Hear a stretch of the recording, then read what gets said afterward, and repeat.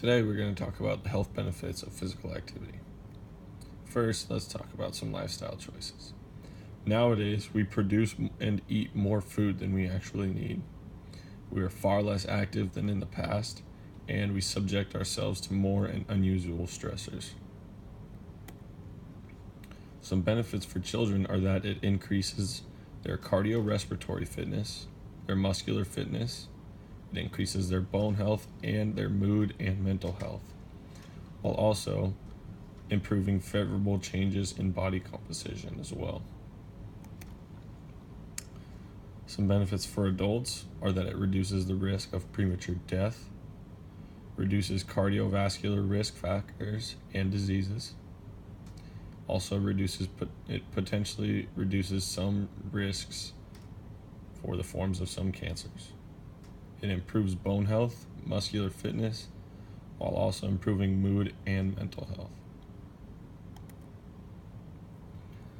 Now, physical activity and mortality. Physical activity benefits both genders and all ages. Modest increases in physical activity can have large benefits, especially if you're living a sedentary lifestyle. As you can see here on this graph, the lower your physical activity rate is in your cardiorespiratory, the higher the rate of your all-cause mortality. And the more you have more physical activity, the lower your rate of mortality gets.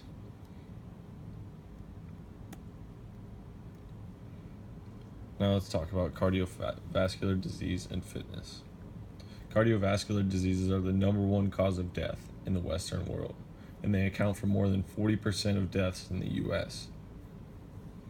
A way to lower your risks for cardiovascular diseases are aerobic and anaerobic exercises. So you could be riding a bike or going on walks 1 to 2 days a week, and the other 2 days you can be doing resistance training, whether that be body weight squats,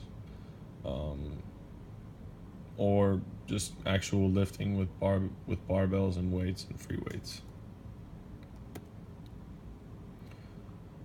Coronary heart disease, or CDH, usually shows up as heart attack, atherosclerosis, or angina pectoris. Physical activity mainly reduces the risk for CHD. You are less likely to be obese or develop diabetes if you are physically active, and you're more likely to increase your high-density lipoprotein, or HDL cholesterol, which is the good kind. And to reduce your risk for CDH, you want to do more aerobic than anaerobic. So, like I said earlier, walking, biking, even just doing things you love to do on the weekend, more golf where you walk instead of using a cart, or carry your bag this time instead of pulling it. Now, strokes. Physical activity may reduce the risks of strokes by reducing hypertension and slowing atherosclerosis. But individuals who have had a stroke may need to begin exercise at a reduced intensity and then increase gradually as they go along.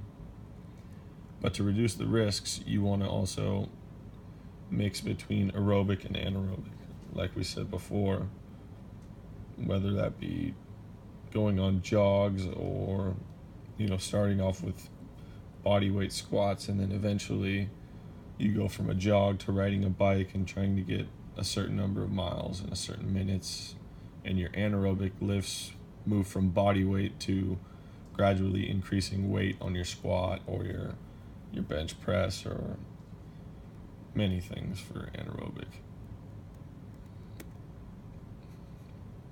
The relationship between body weight and mortality is disease specific, and we'll talk about that in the next slide as well. Professionals who can counsel individuals about body weight need to understand mortality risks of the different diseases. So as you can see here in these slides, the coronary heart disease and my diabetes mellitus, you can see here the ratio of expected mortality rises as the higher your BMI gets. The lower your BMI, the lower the actual expected mortality for coronary heart disease. And then for hypertension and kidney diseases, so you can see it kind of U-shaped. So your lower risk for mortality would be right here in the middle. So you want to have a middle ground for BMI. And pneumonia, influenza, and suicide, the lower your BMI, the higher your rate of mortality. And as you gain BMI, the lower your mortality rate will be.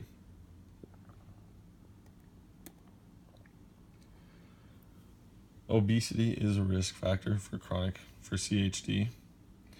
It's occurring more often nowadays in both genders and all ethnic groups. Physical inactivity and sedentary lifestyles are the biggest contributing factors. Aerobic and anaerobic exercise several times a week at moderate intensity are the best ways to combat the risk factors and lower your risks. There are two types of obesity: hypertrophic or adult onset obesity, and hyperplastic or the juvenile onset obesity. So, for weight loss and physical activity, calories are expended during physical activity. We know that. Another big point is spot reduction does not work. So if you have a little muffin top and you go into the gym and bust out 600 abs and you think that your muffin top is just going to automatically disappear, that's not how it works. And also, physical activity helps maintain basal metabolic rate, or your BMR. Now let's talk about diabetes. Type 1, or the deficiency of the hormone insulin in circulation. And physical activity and exercise may increase the insulin sensitivity. While you have type 2, which is when the insulin doesn't normalize blood glucose level or insulin secretion from the pancreas. Regular exercise can improve the insulin sensitivity and the glucose tolerance in your body.